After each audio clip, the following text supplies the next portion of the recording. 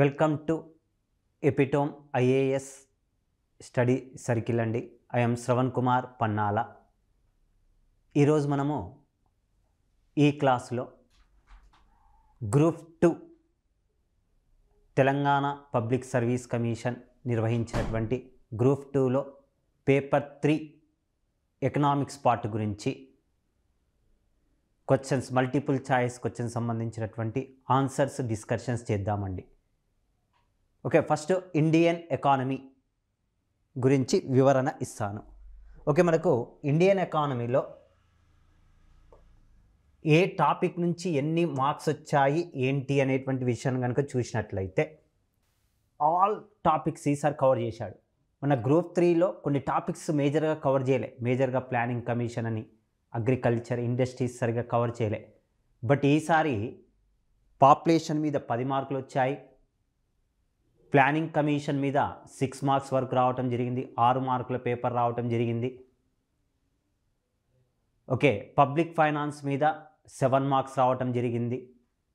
వ్యవసాయము, పరిశ్రమలు మరియు విదేశీ వర్తక విధానము, ఈ 2 టాపిక్ల మీద నుంచి మనకు 9 మార్క్స్ రావటం జరిగింది.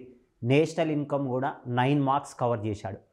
టోటల్గా ఆల్ టాపిక్స్ కవర్ చేశాడు. కాకపోతే డేటా బేస్డ్ అనాలసిస్ క్వశ్చన్స్ ఇచ్చాడండి. నెంబర్కి సంబంధించినటువంటివి, అవి కూడా లేటెస్ట్ డేటా కాదు. తీసుకుపోయి 2020-21 తెలంగాణ ఎకానమీలో అయితే 2013-14, 2004-5 స్థిర ధరల ప్రకారం అనుకుంటూ కొన్ని ప్రశ్నలు అడిగాడు. ఎవరైతే లాంగ్ టర్మ్గా ప్రిపరేషన్లో ఉన్నారో, కరెక్ట్ ప్లానింగ్ ప్రకారం చదివిన వాళ్ళు కొంతవరకు స్కోర్ చేయగలిగారు. ఫస్ట్ పేపర్లో 35-40, ఫస్ట్ పార్ట్ 1లో 35-40 ఇండియన్ ఎకానమీలో రావడానికి ఛాయిస్ ఉంది. ఓకే, సెకండ్ పార్ట్ విషయంలోకి వచ్చేసే వరకు తెలంగాణ ఎకానమీలో చాలామంది 25-26 మార్కుల దగ్గరన అయిపోయారు. ఒక్క 2-3 స్టూడెంట్స్ మాత్రమే 30 వచ్చాయి సార్, 32 వచ్చినాయి సార్ అని చెప్తున్నారు. థర్డ్ పార్ట్ కొంతవరకు ఈజీగానే వచ్చింది, అది కూడా 35-40 మధ్యలోనే. ఓవరాల్గా 90-95 మార్క్స్ వాళ్ళు స్టూడెంట్స్ కనపడుతున్నారు. 100 మార్కులు కూడా కొద్దిగా కష్టపడితే 100 మార్కులు రావడానికి ఛాయిస్ ఉంది. చాలామంది స్టూడెంట్స్ ఆ స్కోర్ దగ్గరనే ఆగిపోయారు. ఓకే, ఎవరైతే లాంగ్ టర్మ్ ప్రిపరేషన్లో ఉన్నారో వారికి స్కోర్ ఎక్కువ రావడానికి ఛాయిస్ ఉంది. నెక్స్ట్ వన్ అండి, సబ్జెక్ట్ అనాలసిస్. నెక్స్ట్ ఈ ప్రశ్న ఇది కాకుంటే ఆన్సర్, ఇది కాకుంటే ఇది అని చెప్పి అనాలిసిస్ చేస్తే ఆన్సర్ చేయగలుగుతాము. గన్ షాట్ క్వశ్చన్స్ మాత్రం చాలా తక్కువ వచ్చాయి. చూద్దాము, డిస్కషన్స్ చేద్దామండి. ఇండియన్ ఎకానమీ పార్ట్ గురించి ఈ క్లాస్లో డిస్కషన్స్ చేద్దామండి. ఓకే, ఫస్ట్ ప్రశ్న చూద్దాం.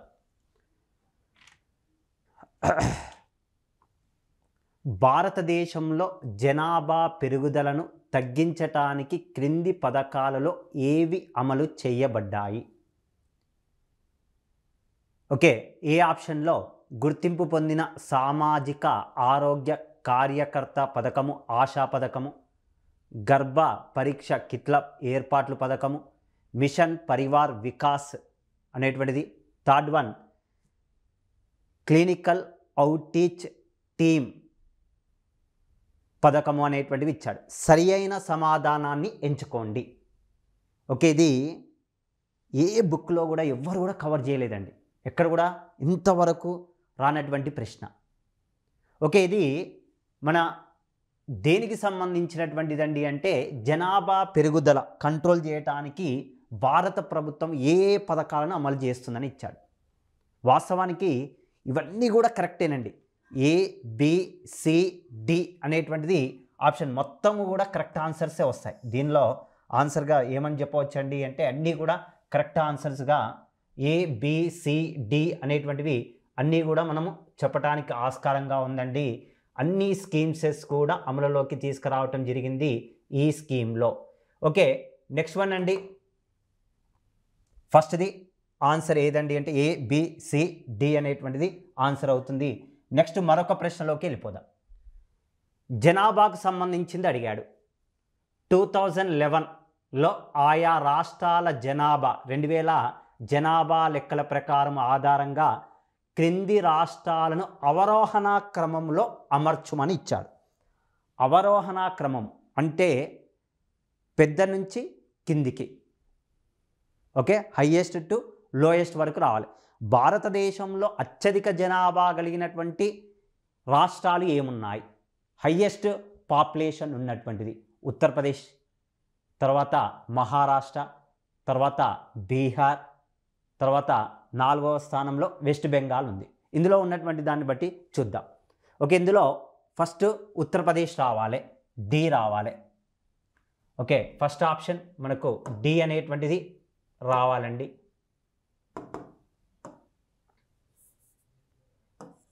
డి రావాలి. ఆ తర్వాత మహారాష్ట్ర సి, ఏ.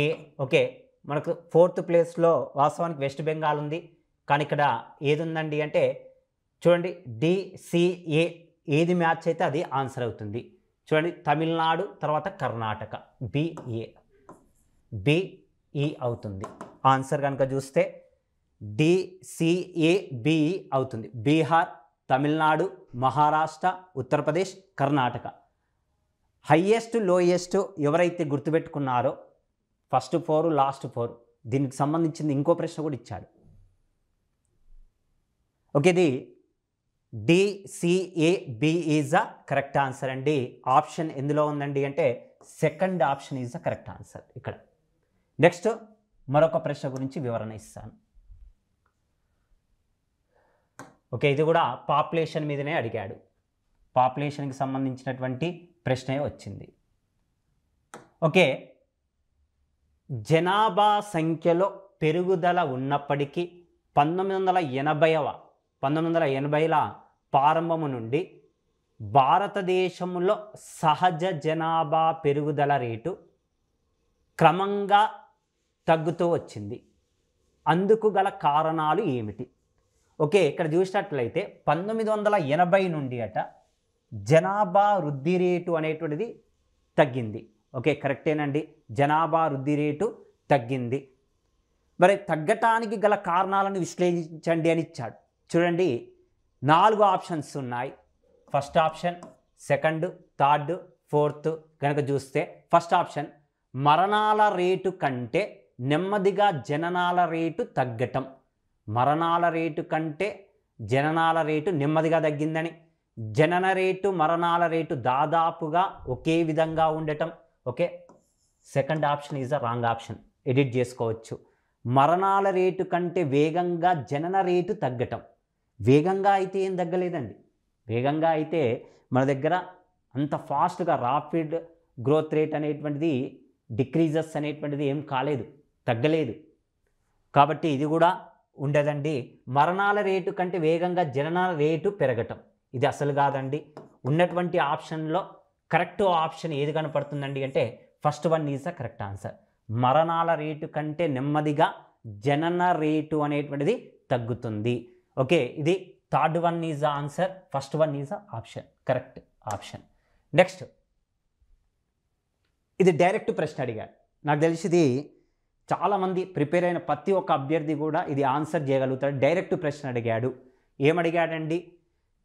దేశం యొక్క స్థూల దేశీయ ఉత్పత్తిలో నుండి తరుగుదలను తీసివేసగా మిగిలిన దానిని జాతీయ ఆదాయ అకౌంట్లో ఏమని పిలుస్తారు? స్థూల దేశీయ ఉత్పత్తి జీడిపి నుండి ఏం తీసేయమన్నాడండి అంటే తరుగుదల, డిప్రిసియేషన్ తీసివేయగా ఎన్డిపి వస్తుంది. నెట్ డొమెస్టిక్ ప్రొడక్ట్, నికర దేశీయ ఉత్పత్తి. నికర దేశీయ ఉత్పత్తి అవుతుందండి. ఓకే, నికర దేశీయ ఉత్పత్తి అవుతుంది. First one is the correct answer. GDP నుండి ఏం తీసేయమన్నాడు? స్థూల దేశీయ ఉత్పత్తి నుండి తరుగుదలను తీసివేయగా వచ్చేది ఏదండి అంటే నికర దేశీయ ఉత్పత్తి అవుతుందండి. ఓకే, నెక్స్ట్ వన్ అండి. ఓకే, ఇది కూడా కొద్దిగా కన్ఫ్యూజ్గా ఇచ్చాడు, కానీ ఇది కూడా ఈజీగా ఎస్టిమేషన్ చేయొచ్చు ఆన్సర్. కొద్దిగా కన్ఫ్యూజ్ అవుతాం ఎందుకండి అంటే సెకండ్ది కొద్దిగా తిరకాజుగా అడిగాడు, అయినప్పటికీ ఆన్సర్ ఈజీగానే చేయగలుగుతాం కొద్దిగా ఆలోచిస్తే. వ్యక్తిగత మరియు వ్యయార్థ ఆదాయ భావనలకు సంబంధించి క్రింది వాక్యాలలో ఏవి ఒప్పు అని ఇచ్చాడు.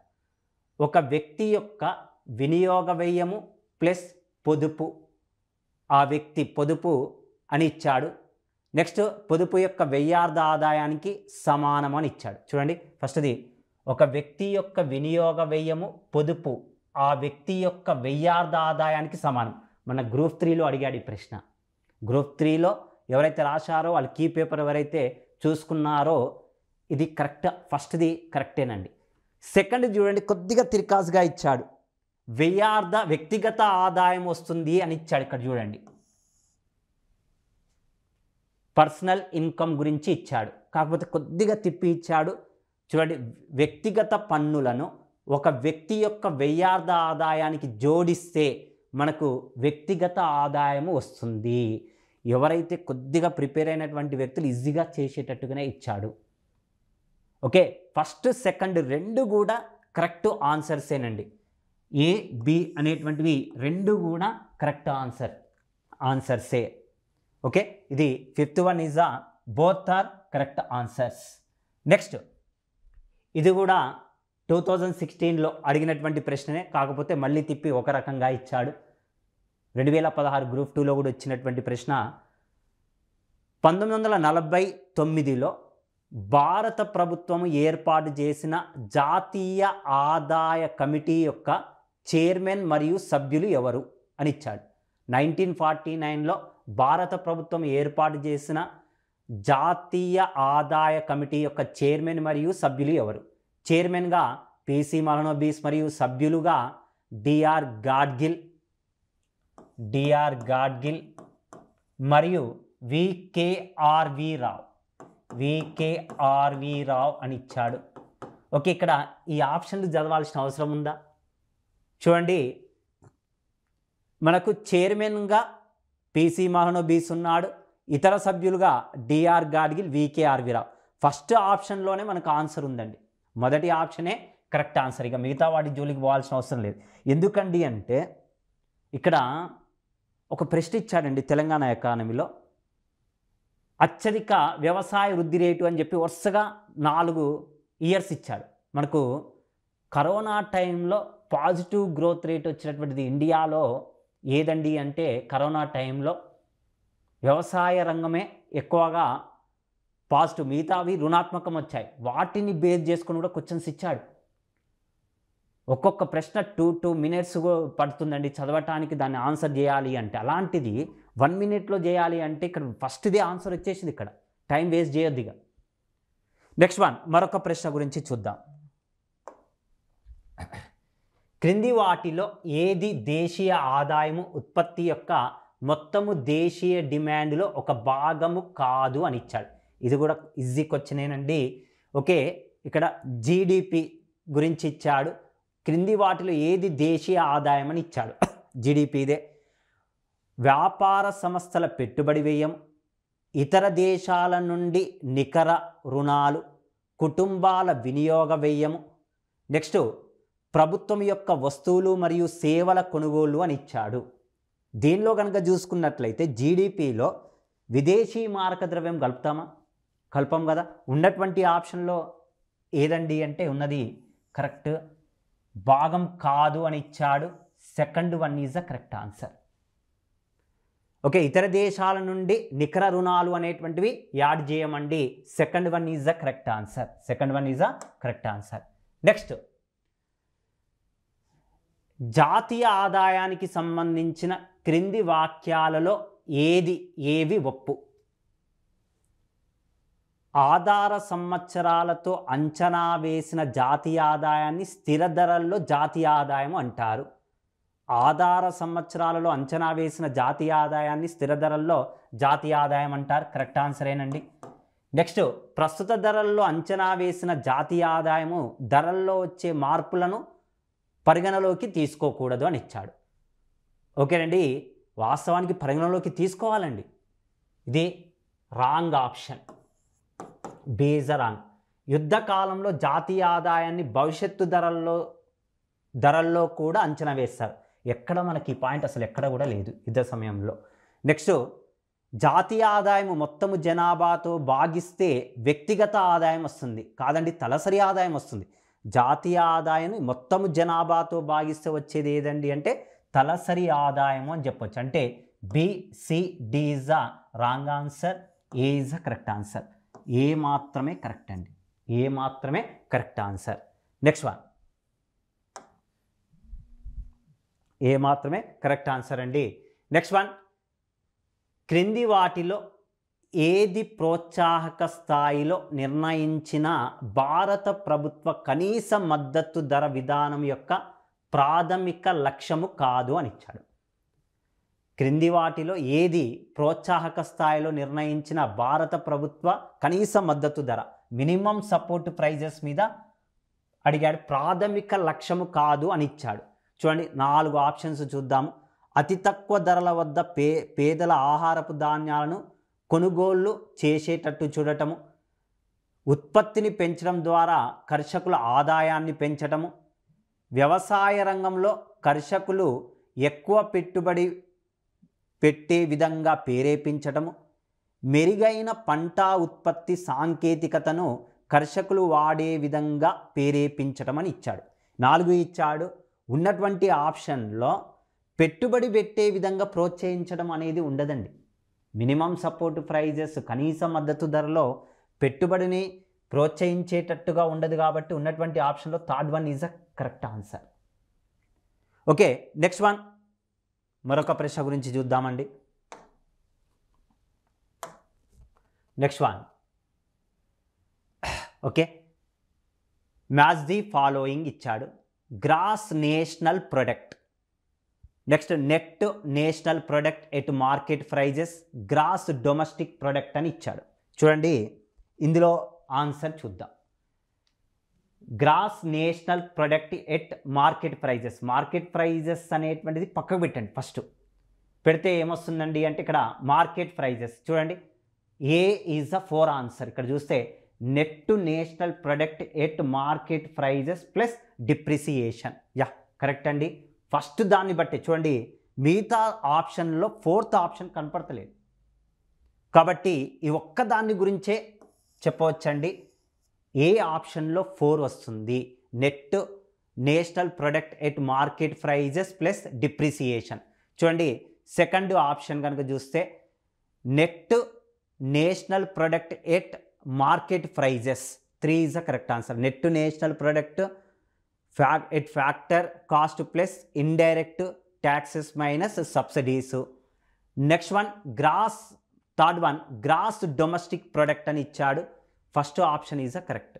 Okay, gross domestic product, net domestic product at market prices plus depreciation కలిపితే వచ్చేది ఏదండి అంటే గ్రాస్ డొమెస్టిక్ ప్రొడక్ట్ అండి, జీడిపి అనేటువంటిది వస్తుంది.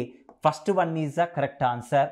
ఇది ఈజీగా చేయటండి. నేషనల్ ఇన్కమ్ మీద మ్యాక్సిమం కొద్దిగా ఆలోచన చేస్తే ఈజీగా ఇచ్చే విధంగానే ఇచ్చాడండి ఆన్సర్స్ అండి.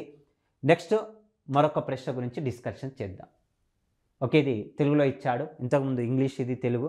ఓకే, ఆన్సర్ ఏమవుతుందండి అంటే మార్కెట్ ధరలో స్థూల దేశీయ ఉత్పత్తి, మార్కెట్ ధరలో నికర జాతీయోత్పత్తి. నెక్స్ట్ వన్ అండి మార్కెట్ ధరలో స్థూల దేశీయ ఉత్పత్తి. చూసుకోండి A1 is a correct answer. First one is a correct answer అండి. నెక్స్ట్ వన్,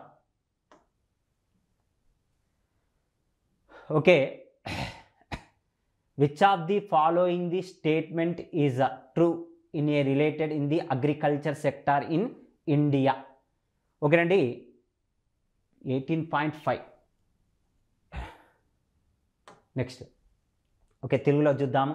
భారతదేశ వ్యవసాయ రంగానికి సంబంధించి క్రింది వాక్యాల్లో ఏది ఒప్పు అని ఇచ్చాడు. 2022-23 సంవత్సరానికి గాను కేంద్ర ప్రభుత్వము సుమారు 18.5 లక్షల కోట్ల రూపాయలను వ్యవసాయ రంగ పరపతి లక్ష్యంగా నిర్ణయించింది. 2022-23 ఇచ్చాడు. 2022-23 మ్యాక్సిమం 23-24 చదివారు. మొన్న వచ్చినటువంటి బడ్జెట్ అంశంలో 2024-25 చూసుకున్నాం. బట్ ఎంత తిరకాసుగా అడిగాడు చూడండి. ఇక్కడ 18.5 crores ఇచ్చారండి. కరెక్టే ఇది. First option is the correct answer. చూడండి డేటా ఎక్కడి వరకు పోయి అడిగాడో చూడండి. నెక్స్ట్ 2021లో ప్రధానమంత్రి కిసాన్ సమ్మాన్ నిధి ద్వారా కేంద్ర ప్రభుత్వం వ్యవసాయదారుల ఆదాయ మద్దతు పథకాన్ని ప్రారంభించింది అని ఇచ్చాడు. 2021లోన ప్రారంభించింది? నో, 2019వ సంవత్సరంలోనండి. 2019, 2019లో. అంటే B option is the wrong option. Next వ్యవసాయ కార్మికుల బీమాకు సంబంధించి ఎక్కువగా ఉన్న ప్రీమియం రేట్ల సమస్యను పరిష్కరించడానికి కేంద్ర ప్రభుత్వము ప్రధానమంత్రి ఫసల్ బీమా యోజన పథకాన్ని ప్రారంభించింది.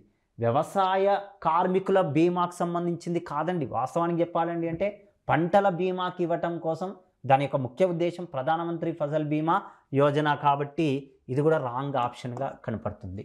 నెక్స్ట్ 2023-24 బడ్జెట్లో సుమారుగా 2 లక్షల కోట్లు వ్యవసాయ రంగానికి, ఇప్పుడున్న బడ్జెట్లోనే 2 లక్షల రూపాయలు ఇవ్వలే. అలాంటిది 2023-24లో అయితే 1,25,000 ఇచ్చాడండి. 1,25,000 కోట్ల రూపాయలను కేటాయించాడు. చూడండి 2023-24 ఆర్థిక సర్వే, నెక్స్ట్ 2024 బడ్జెట్, 2024-25లో తాత్కాలిక బడ్జెట్ ఫస్ట్ వచ్చింది. ఇంత డేటా గుర్తుపెట్టుకోవాల్సి వస్తుంది. ఇలాంటి ప్రశ్నలు మనకు అడుగుతున్నాడు. 1-2 సార్లు చూసుకోవాల్సి వస్తుంది. అలాంటిది మనము ఆప్షన్స్లో 1-2 సార్లు చదవాల్సి వస్తుంది. First A is the correct answer. మిగతావన్నీ కూడా రాంగ్ ఆన్సర్సేనండి. నెక్స్ట్ మరొక ప్రశ్న గురించి చూద్దాం. Okay, which of the following the statement related to agriculture marketing in India are a true? Okay, eNAM scheme 2016లోనే వచ్చిందండి. Next a central sector scheme named formation and promotion of 10,000 farmers product organisation was launched in 2023 అని ఇచ్చాడు. No, కాదండి, ఇది 2021లో వచ్చింది. ఒకసారి తెలుగులో కూడా చూసుకోండి. ఒకసారి ఆప్షన్స్లో తెలుగులో కూడా చూద్దాము. ఈనామ్ పథకం గురించి ఇచ్చాడు మనకు. ఫస్ట్ ఆప్షన్లో వ్యవసాయ మార్కెట్లో సరి అయిన వాక్యాల్లో ఏది ఒప్పు అని ఇచ్చాడు, కరెక్ట్ అయినది. ఇక్కడ కనుక చూస్తే ఈనామ్ అనేటువంటి పథకాన్ని నేషనల్ అగ్రికల్చర్ మార్కెటింగ్ 2016 ఏప్రిల్ 14న ప్రారంభించాడు. ఫస్ట్ది కరెక్టేనండి. సెకండ్ చూడండి, formation and promotion of 10,000 farmer product organization అనే కేంద్ర ప్రభుత్వ పథకాన్ని 2023లో ప్రారంభించిందని ఇచ్చాడు. కాదండి, ఏ సంవత్సరంలోనండి అంటే 2021లో ప్రారంభించింది. నెక్స్ట్ వ్యవసాయదారులకు సంబంధించిన వ్యవసాయ రవాణా సమస్యలను పరిష్కరించడానికి భారత ప్రభుత్వము కిసాన్ రథ్ మొబైల్ యాప్ను ప్రారంభించింది. ఇక్కడ ఏసి కరెక్టేనండి. ఏసి అనేటువంటిది కరెక్టే. ఇక చూద్దాము, ఇక్కడ ఆప్షన్లో ఎడిట్ చేద్దామన్నా కానీ మళ్ళీ డి ఇచ్చాడు. డి ఆప్షన్లోకి పోయింది. పంట నూర్పిడి హార్వెస్టింగ్ తర్వాత కావలసిన అవసరమయ్యేటువంటి మౌలిక వసతుల కొరకు కేంద్ర ప్రభుత్వము వ్యవసాయ మౌలిక సదుపాయాల నిధి ద్వారా మధ్యకాలిక రుణాలను మాత్రమే అందిస్తుందని ఇచ్చాడు. నో, కాదండి, వాస్తవానికి హార్వెస్టింగ్ తర్వాత అవసరమయ్యేటువంటి మౌలిక వసతుల కోసం అండి దీర్ఘకాలిక రుణాలను అందిస్తుందండి. దీర్ఘకాలిక రుణాలను అందిస్తుంది. అంటే AC is a correct answer. A మరియు C is a correct answer. చూడండి ఎలాంటి ప్రశ్నలు ఎలా అడుగుతున్నాడో చూడండి. ఒక ప్రశ్న ఇంకో ముందర ఉంటాయండి. ఒక ప్రశ్న అయితే 2013-14 సంబంధించింది కూడా అడిగాడు, డేటా అనాలిసిస్. ఓకే, ఇక్కడ నెక్స్ట్ మరొక ప్రశ్న గురించి డిస్కషన్స్ చేద్దాము. ఓకే, ఫారెస్ట్ సర్వే గురించి ఇచ్చాడండి. 2021-22 ఫారెస్ట్ సర్వేకి సంబంధించింది. ఓకే, వార్షిక ఆవర్తన కార్మిక శక్తి సర్వే నివేదిక 2021-22లో మరియు జాతీయ పారిశ్రామిక వర్గీకరణ 2008పై ఆధారపడిన విస్తృత పరిశ్రమల విభజన ప్రకారము భారతదేశంలో వ్యవసాయ కార్మిక శక్తికి సంబంధించి క్రింది వాక్యాల్లో ఏది ఒప్పు అని ఇచ్చాడు. చూడండి, ఇది ఆన్సర్ ఎలా చేస్తాం? అసలు అంత డేటా ఎవరు గుర్తుపెట్టుకుంటారు? ఎప్పటిది ఇచ్చాడు? 2021-22లోను మరియు 2008పై ఆధారపడిన విస్తృత పరిశ్రమని ఇచ్చాడు. జస్ట్ అనాలసిస్ చేసుకోండి. ఇది చాలా కష్టం అండి.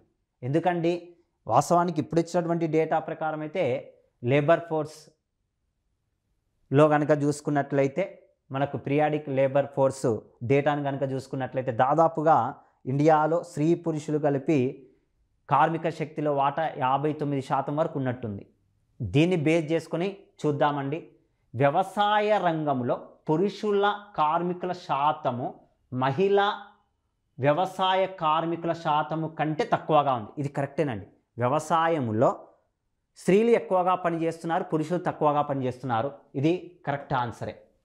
నెక్స్ట్, సుమారుగా 70% వ్యవసాయ కార్మికులు మహిళలే అని ఇచ్చాడు. సుమారుగా 70% వ్యవసాయ కార్మికులు మహిళలు అని ఇచ్చాడు. కాదండి, దాదాపుగా 75 పైన ఉన్నారండి. నియర్లీ 76% ఉన్నారు మహిళలు.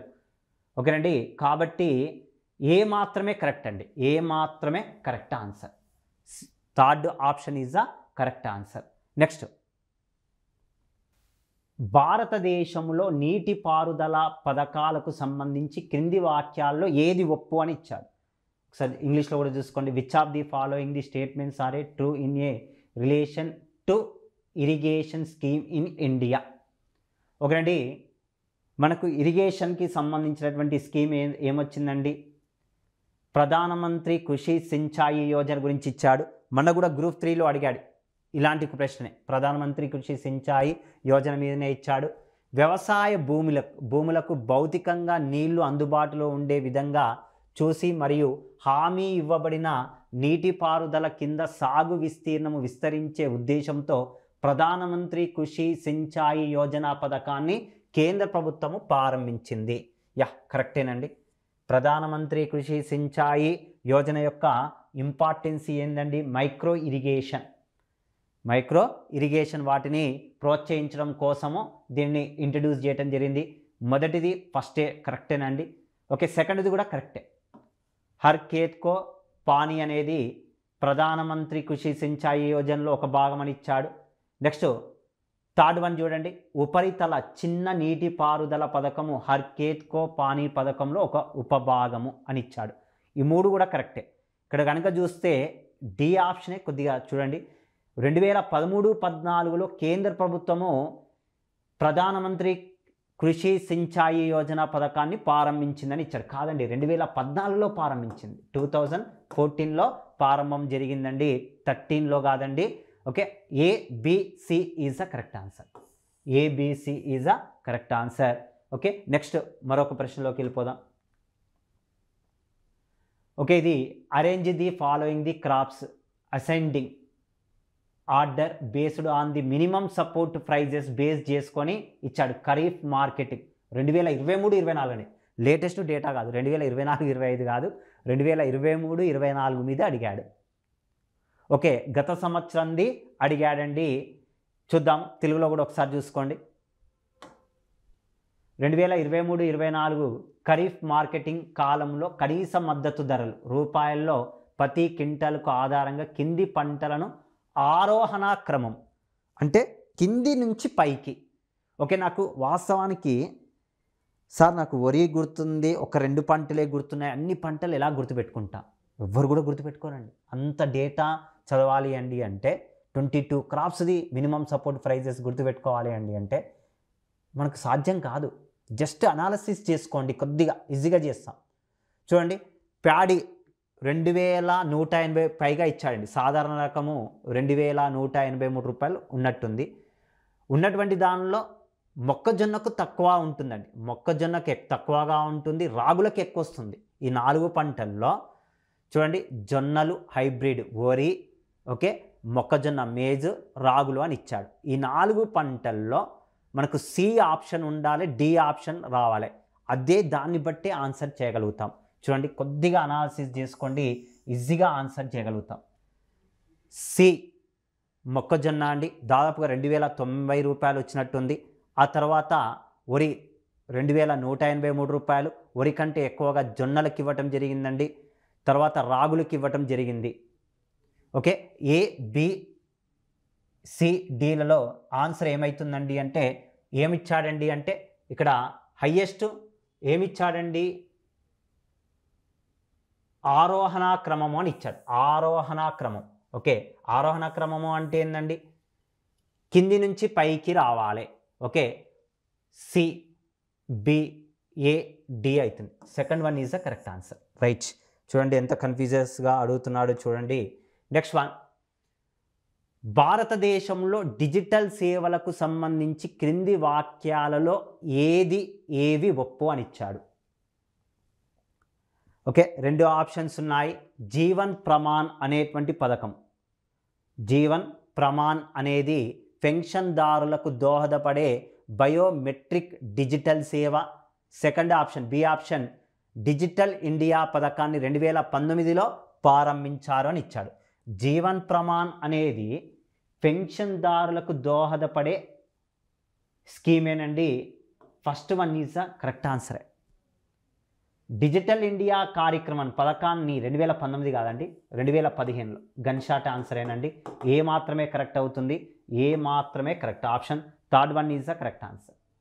Option third one is the correct answer. Next one, ఓకేనండి, దేనికి సంబంధించింది ఇచ్చాడండి అంటే ఇండస్ట్రియల్ పాలసీస్ మీద అడిగాడండి. చూద్దాము. 1948 ఇచ్చాడు, 1956 మీద ఇవ్వటం జరిగింది. భారతదేశంలో పారిశ్రామిక విధాన తీర్మానాలకు సంబంధించి క్రింది వాక్యాల్లో ఏది ఒప్పు అని ఇచ్చాడు. భారతదేశంలో మొట్టమొదటి పారిశ్రామిక తీర్మానాన్ని 1948లో ప్రకటించాడు. అవునండి, మిశ్రమ పారిశ్రామిక తీర్మానం అన్నాము. పరిశ్రమలు 4 రకాలుగా వర్గీకరణ చేశారు. ఫస్ట్ది చేయటం జరిగింది. ఆయుధాలు మరియు మందుగుండు అణుశక్తి మరియు రైల్వే రవాణా అనేటువంటిది కేంద్ర ప్రభుత్వ ఏకస్వామ్యాలుగా ఉంటాయని 1948లో పారిశ్రామిక విధాన తీర్మానంలో చెప్పడం జరిగింది. కరెక్టేనండి. 1948లో ఆయుధాలు మరియు మందుగుండు సామాగ్రి, నెక్స్ట్ అణుశక్తి, ఇవన్నీ కూడా రైల్వే రవాణా, ఇవన్నీ కూడా ఏందండి అంటే ప్రభుత్వపు ఆధీనంలో ఉండాలని చెప్పాడు. ఏకస్వామ్య పరిశ్రమలుగా ఉండాలన్నాడు. నెక్స్ట్ ఇంకొక పారిశ్రామిక తీర్మానాన్ని 1946లో, ABC is the correct answer. ఈజీగానే చేయగలుగుతామండి. నెక్స్ట్ రెండవ పారిశ్రామిక విధాన తీర్మానంలో పరిశ్రమలన్నిటినీ 5 తరగతులుగా, 5 కాదు 3 షెడ్యూల్డ్గా డివైడెడ్ చేశామండి. 3 షెడ్యూల్స్ కాబట్టి 3 తరగతులుగా అనుకోవచ్చండి. అంటే 5 అనేటువంటిది ఉండదు. ABC is the correct answer. First option is the correct answer. చూడండి, first option is the correct answer. Next మరొక ప్రశ్నలోకి పోదాం. Economic survey. ఓకే, ఇంగ్లీష్లో చూసుకోండి. Which of the following the statement is or correct with regarding to the services sector in India as per the economic survey 2021-22. Economic survey 2021-22 ప్రకారం భారతదేశంలో సేవల రంగానికి సంబంధించి క్రింది వానిలో ఏది సరి అయినది అని ఇచ్చాడు. 2019-20లో దేశీయ ఉత్పత్తిలో, జీడిపిలో స్థూల దేశీయ ఉత్పత్తి ఎక్కువగా సేవా రంగం ద్వారా అందిస్తుంది. కరెక్టేనండి. మనకు జీడిపిలో హయ్యెస్ట్ ఇన్కమ్, హయ్యెస్ట్ రెవెన్యూ దేని ద్వారా వస్తుందండి? ఇది ఈజీగా చెప్పొచ్చు. కరెక్టే, సరి అయిన దానిలో ఫస్ట్ది. హోటళ్ళు మరియు పర్యాటక రంగము సేవల రంగంలో ఒక భాగమే. కరెక్టేనండి. సేవల రంగంలో రక్షణ మరియు ప్రభుత్వ పాలన భాగము కావు అని ఇచ్చాడు. నో, కాదండి. Third one is a wrong option అవుతుంది. ప్రభుత్వపు పాలన అనేటువంటిది ఉంటుంది. ప్రభుత్వ పాలన అనేటువంటిది ఉంటుంది. ఇందులో ఏమిచ్చాడు? ఏది సరి అయినవని ఇచ్చాడు. A B is the correct answer. A B is the correct answer అండి. Option D is the correct answer. Next one, match the following కింద ఇచ్చాడు. చూడండి, 11th ప్లాన్, దానికి ఇంపార్టెన్స్ ఫోకస్ దేని మీద చేశామని ఇచ్చాను. 9th plan, 5th plan, 2nd plan, agriculture faster and more inclusive growth, third ఆప్షన్లో growth with social justice and equality, ఫోర్త్లో ర్యాపిడ్ ఇండస్ట్రియలైజేషన్, ఫిఫ్త్లో రిమూవల్ ఆఫ్ పావర్టీ అనేటువంటిది ఇవ్వటం జరిగింది. చూడండి తెలుగులో కూడా ఒకసారి చూసుకోండి. పంచవర్ష ప్రణాళిక ఉద్దేశము, 11వ ప్రణాళిక, 9వ ప్రణాళిక, 5వ ప్రణాళిక, 2వ ప్రణాళిక అని ఇచ్చాడు. 11వ పంచవర్ష ప్రణాళిక సమ్మిళిత వృద్ధికి ఇంపార్టెన్స్ ఇచ్చింది. త్వరిత మరియు అధిక సమ్మిళిత వృద్ధిని, అంటే ఏ ఆప్షన్ 2 ఉండాలి, ఏ ఆప్షన్ 2లో ఉండిపోవాలి. 9వ ప్రణాళిక సామాజిక న్యాయము మరియు సమానత్వముతో కూడిన వృద్ధి, బి ఆప్షన్ 9 సిలో ఉండిపోవాలి. నెక్స్ట్ 5వ పంచవర్ష ప్రణాళిక సి ఆప్షన్ పేదరిక నిర్మూలనకు ఇచ్చాడండి, పేదరిక నిర్మూలనకు. 2వ ప్రణాళిక డి ఆప్షన్, డి ఆప్షన్ దేనికి ఇంపార్టెన్స్ ఇచ్చాడండి అంటే 2వ ప్రణాళిక పారిశ్రామీకరణకు ఇవ్వటం జరిగింది. ఇది ఆన్సర్ అండి. A2 ఉండాలి, A2 ఉండాలి, B3 ఉండాలి, C4 ఉండాలి, D4 ఉండాలి. Okay, first one is a correct answer, first one is a correct answer అండి. ఓకే, ప్రణాళికల మీద ఇబ్బంది ఏం లేదండి, అన్నిటికన్నిటి చేయొచ్చు. జాతీయ ఆదాయంలో ఒక్క ప్రశ్న తప్పితే అన్నీ కూడా చేయొచ్చు. పాపులేషన్లో కూడా మ్యాక్సిమం 8 మార్క్స్ వరకు కూడా చేయొచ్చు. పాపులేషన్లో 10 మార్కుల వరకు ఇచ్చాడు. ఈ మూడింటి మీద స్కోర్ చేయొచ్చు అండి ఈజీగానే. నెక్స్ట్ ఇది కొద్దిగా తిరకాసుగా అడిగాడు.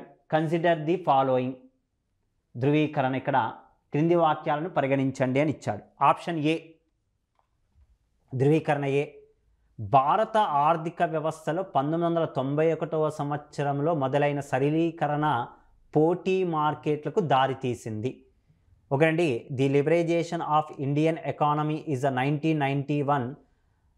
ఓకే, దేనికి ఫ్రీడమ్ ఇచ్చాడండి అంటే కాంపిటేటివ్ మార్కెట్కి ఇచ్చాడని ఇచ్చాడు. సెకండ్ది కారణము చూడండి, భద్రత మరియు వ్యూహాత్మక సంబంధిత వస్తువుల ఉత్పత్తికి తప్పనిసరిగా లైసెన్స్ను తీసుకోవాలని ఇచ్చాడు.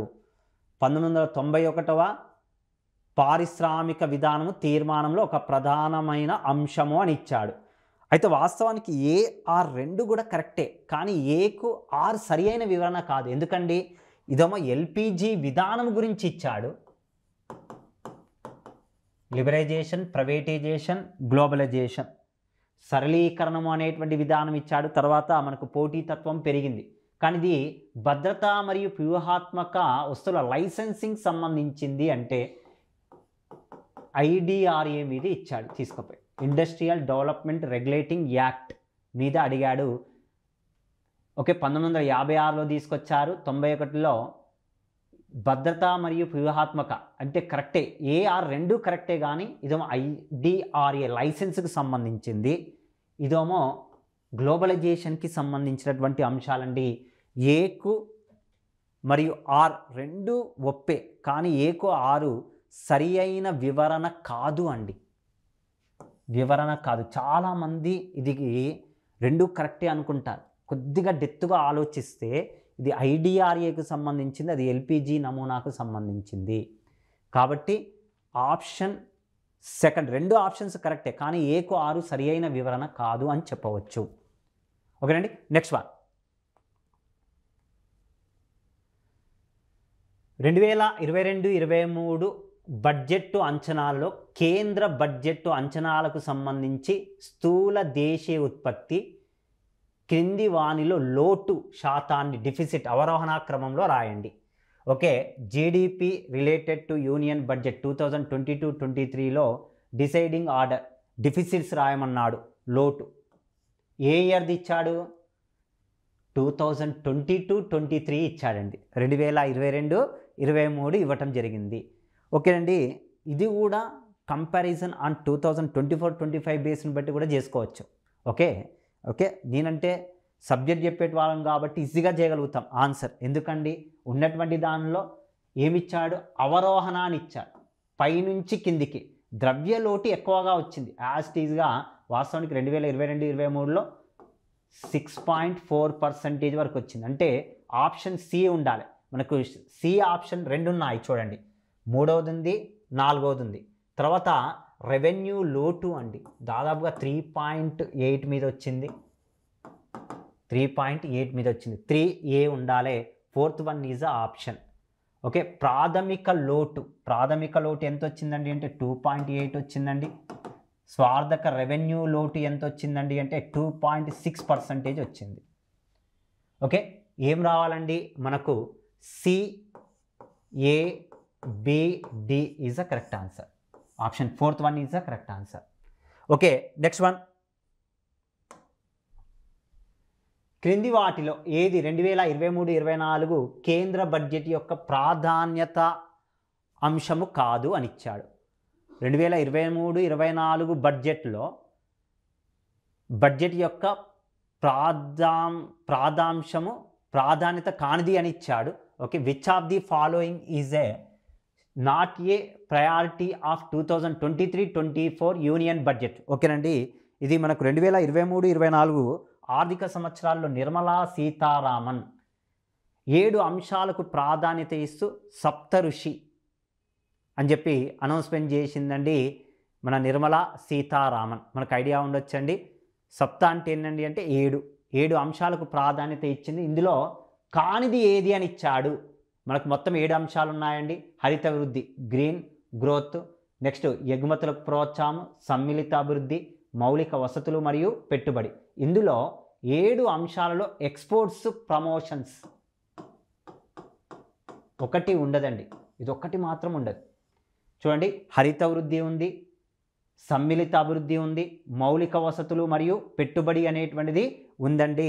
మిగిలినటువంటివి ఏమున్నాయి మనకి? ఇంకా చిట్ట చివరి వారికి అందాలి స్కీమ్సెస్ అనేటువంటివి అన్నీ కూడా ఇచ్చాడండి. సమ్మిళిత వృద్ధి అనేటువంటిది ఇవ్వటం జరిగిందండి. ఓకేనండి, ఆర్థికంగా బలోపేతం కావాలని చెప్పి ఇవ్వటం జరిగిందండి. ఓకే, ఇలాంటి అంశాలు మొత్తం కూడా సామర్థ్యాలను వెలికితీయాలి అనేటువంటివి ఇచ్చాడు. మిగిలిన 4 అంశాలు ఇలాంటివి. దీనిలో ఎగుమతుల ప్రోత్సాహం ఒకటి లేదు. మనకు హరిత వృద్ధి ఉంది, సమ్మిళిత అభివృద్ధి ఉందండి, నెక్స్ట్ మౌలిక వసతులు మరియు పెట్టుబడి అనేటువంటివి ఉన్నాయి. 3 కరెక్ట్గా ఇచ్చాడు. ఎగుమతుల ప్రోత్సాహము అనేటువంటిది లేదండి. ఇది ఒకటి మాత్రం రాంగ్ ఆప్షన్గా చెప్పవచ్చు. లాస్ట్ ఇయర్ బడ్జెట్లో నిర్మలా సీతారామన్ హైలైట్ చేసి చెప్పింది ఇదే ప్రశ్న అడిగాడు. నెక్స్ట్, క్రింది నీతి ఆయోగ్ స్తంభాలను అవి దేనికి సంబంధించినవో వాటితో జతపరచండి అని ఇచ్చాడు. నీతి ఆయోగ్ పిల్లర్స్ మొత్తము match the following pillars of the Niti Aayog with their a relations అని ఇచ్చాడు. ఓకే, చూడండి, నీతి ఆయోగ్ కూడా మొత్తం 7 పిల్లర్ల మీద డిపెండ్ అయి ఉన్నదండి. ఇది కూడా కొద్దిగా కష్టం అండి. చూడండి ఎలా ఇచ్చాడు. ప్రజలకు అనుకూలము, పారదర్శకత, సమానత్వము, పాల్గొనటము అని ఇచ్చాడు. ఓకే, ప్రజల అనుకూల, పారదర్శకత్వ, సమానత్వము, పాల్గొనటము అనేటువంటివి ఇచ్చాడు. 4 అంశాలు ఇచ్చాడు. ఇందులో మొదటిది కనుక చూసుకున్నట్లయితే సమానత్వము, చూడండి ఒక్కదానిలో పాల్గొనటము ఒక విషయం రాండి. ప్రజలందరినీ కలుపుకోవాల్సిందే కదా, పౌరుల భాగస్వామ్యం అనేటువంటిది ఉండాలి. డి ఆప్షన్ 1 సెట్ అవుతుంది. చూసుకోండి, డి ఆప్షన్ 1 ఎక్కడ ఉందండి అంటే 3లోనూ ఉంది, ఫస్ట్ ఆప్షన్లో ఉంది, 4th ఆప్షన్లో ఉంది. ఇంకా 2 ఆప్షన్స్ ఎగిరిపోయాయి. ఇంకా కొద్దిగా ఆలోచన చేయండి. ఓకే,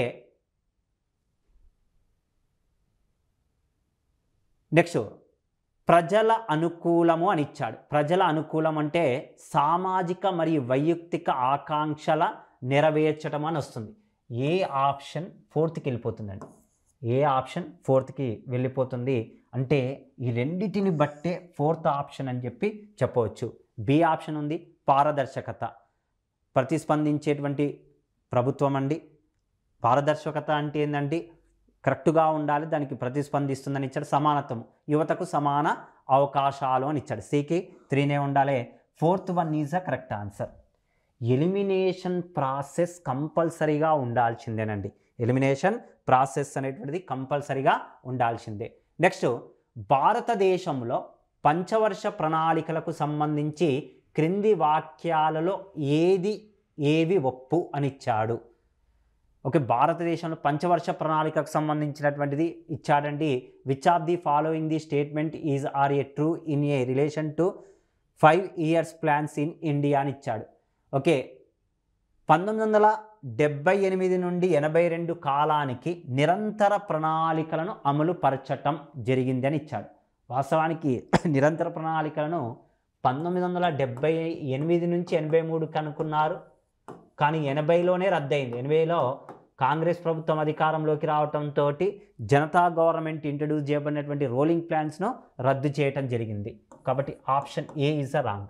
నెక్స్ట్, 5వ పంచవర్ష ప్రణాళిక యొక్క అంతిమ పతిని ప్రొఫెసర్ కేఎన్ రాజు తయారు చేశారు. కాదండి, కేఎన్ రాజు, వాస్తవానికి కేఎన్ రాజు అనేటువంటి పర్సన్ మనకి ఎక్కడొస్తాడండి అంటే వ్యవసాయపు కమతాలు, వ్యవసాయపు ఆదాయం మీద పన్నును సిఫారసు చేసింది కేఎన్ రాజు అండి. ఇతడు కేఎన్ రాజు అనేటువంటి పర్సన్ ఇక్కడ ఏం తయారు చేయలేదు, ఇతడు ప్రణాళికల్లో మనకి ఎక్కడ కూడా రాలేదు. ఏ బి అనేటువంటివి రెండు కూడా కావు అని చెప్పవచ్చు. ఏబి రెండు కూడా కావు అని చెప్పవచ్చు. నెక్స్ట్ వన్, 25th క్వశ్చన్ అండి. నీతి ఆయోగ్, నీతి ఆయోగ్కి సంబంధించి క్రింది వాక్యాలలో ఏవి ఒప్పు, కరెక్ట్ ఆన్సర్స్ అని ఇచ్చాడు. Which of the following the statements are true in a relation to NITI Aayog అని ఇచ్చాడు. 2015లో ఏర్పాటు చేశాడు. ఓకే, నీతి ఆయోగ్ ఎప్పుడు ఏర్పడిందండి? 1 January 2015 నీతి ఆయోగ్ అనేటువంటిది ఏర్పడింది. నీతి ఆయోగ్కి ప్రధానమంత్రి నీతి ఆయోగ్ చైర్మన్గా వ్యవహరిస్తాడు. కరెక్ట్ ఆన్సర్ ఏనండి, AB is a correct answer. Next, ప్రభుత్వం యొక్క నిపుణుల సమూహము థింక్ ట్యాంకుగా నీతి ఆయోగ్ పనిచేస్తుందండి. ఏబిసి ఈజ్ అ కరెక్ట్ ఆన్సరే. ఇక డి ఆప్షన్లోకి పోండి. రాష్ట్రాల మధ్య సహకార సామ్యవాదాన్ని పెంపొందించడము నీతి ఆయోగ్ యొక్క ఉద్దేశం. కాదండి, strong nation with strong states. రాష్ట్రాలు బలంగా ఉంటే కేంద్రము బలంగా ఉంటుంది. కేంద్రము రాష్ట్రాలు సహకారం చేసుకోవాలి. కోఆపరేటివ్ ఫెడరేషన్ అనేటువంటి వర్డ్ కనపడుతుంది కాబట్టి ఇది రాష్ట్రాల మధ్య అని ఇచ్చాడండి. ఇది ఒక్కటి ఉన్నటువంటి దానిలో కాదు. ABC is a correct answers. ABC is a correct answers అండి. నెక్స్ట్ 26th, ఇది కూడా ప్లానింగ్ కమిషన్ మీదనే అడిగినటువంటి ప్రశ్న. చూద్దాము. Which of the following the statements are true in a relation to 5 years plan of the India. భారతదేశ పంచవర్ష ప్రణాళికలకు సంబంధించి క్రింది వాక్యాలలో ఏది ఒప్పు అని ఇచ్చాడు. మొదటి పంచవర్ష ప్రణాళికను 1951లో ప్రారంభించారు. మొదటి పంచవర్ష ప్రణాళిక ఒక సఫలీకృతమైన ప్రణాళిక. డౌట్ ఉంటే ఇంగ్లీష్లో చూసుకోండి. Okay, first 5 years plan was a successful plan అని ఇచ్చాడు. అర్థం కాకుంటే ఇంగ్లీష్లోకి పోండి. నెక్స్ట్, థర్డ్ ఆప్షన్, మూడవ పంచవర్ష ప్రణాళిక ప్రారంభంలో నిర్దేశించిన లక్ష్యాలను సాధించడంలో పూర్తిగా విఫలమైంది. ఓకే, 1951లోనే మొదటి పంచవర్ష ప్రణాళిక ప్రారంభమైంది. మొదటి పంచవర్ష ప్రణాళిక సక్సెస్ఫుల్ అయిందండి. మూడవ పంచవర్ష ప్రణాళిక వృద్ధి రేటు అతి తక్కువగా వచ్చింది. ABC is a correct answer. 1965 నుండి 1969 కాలానికి వార్షిక ప్రణాళికలను అమలు పరచటము జరిగింది అని ఇచ్చాడండి. ఓకే, మనకు వార్షిక ప్రణాళికలు ఎప్పుడొచ్చాయండి? యాన్యువల్ ప్లాన్స్ అనేటువంటివి 1966 నుండి 69 అండి. 65 నుండి 69 అంటే ABC is a correct answer. ABC is a correct answer. Okay, 26 is the answer. ABC is the answer. D is the wrong option అండి. ఓకే, నెక్స్ట్ మరొక ప్రశ్న. జనాభాకు సంబంధించింది అడిగాడు మళ్ళీ. Which of the following statements are a true in a relation to the Indian population. భారత జనాభాకు సంబంధించి క్రింది వానిలో సరి అయినవి గుర్తించండి. ఫస్ట్ది సెక్స్ రేషియో మీద అడిగాడండి. ప్రతి 1000 మంది పురుషులకు ఉన్న స్త్రీల సంఖ్య రూపంలో జనాభా లింగ నిష్పత్తి తెలియజేస్తుంది. అవునండి, ప్రతి 1000 మంది పురుషులకు స్త్రీలు ఎంతమంది ఉన్నారో తెలియజేస్తుంది. స్త్రీ పురుష నిష్పత్తి అంటారు. కరెక్టేనండి. నెక్స్ట్, జనాభా లింగ నిష్పత్తి 1000 కంటే ఎక్కువగా ఉంటే దాన్ని ప్రతికూల లింగ నిష్పత్తి. కాదండి, 1000 కంటే ప్రతికూలమని ఎందుకంటాము? అన్ఫేవరబుల్ సెక్స్ రేషియో అని ఇచ్చాడు. కాదండి, ఫేవరబుల్గా ఉంది. ఎందుకండి, ఇప్పుడు మన కేరళ రాష్ట్రం ఉంది, కేరళలో ఎలా ఉంది అండి అంటే పురుషుల కంటే ఎక్కువగా ఉంది. కానీ ఇక్కడ ఏమిచ్చాడు? ప్రతి 1000 మంది జనాభా 1000 కంటే ఎక్కువగా ఉంటే దానిని ప్రతికూల లింగ నిష్పత్తి. కాదండి, బి ఆప్షన్ రాంగ్ ఆప్షన్.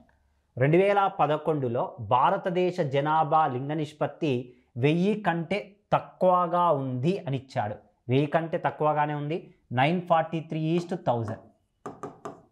1000 కంటే తక్కువగానే ఉంది కాబట్టి AC is the correct answer, B is the wrong answer. AC మాత్రమే కరెక్ట్ అండి, ఏసి మాత్రమే కరెక్ట్. నెక్స్ట్ వన్, ఇది గన్ షాట్ ప్రశ్న అడిగాడు. 28th చూడండి. Which of the following the year of the national population policy announcemented in అని చెప్పిచ్చాడు. భారతదేశంలో జాతీయ జనాభా విధానాన్ని క్రింది సంవత్సరంలో ప్రకటించింది ఏ సంవత్సరంలో అని ఇచ్చాడు. గన్ షాట్ అండి 2016, 2020, 2014, 2000 సంవత్సరం అండి. Answer 4th one is the correct answer. MS Swaminathan అండి, ఎంఎస్ స్వామినాథన్ దీన్ని రూపొందించడము జరిగింది.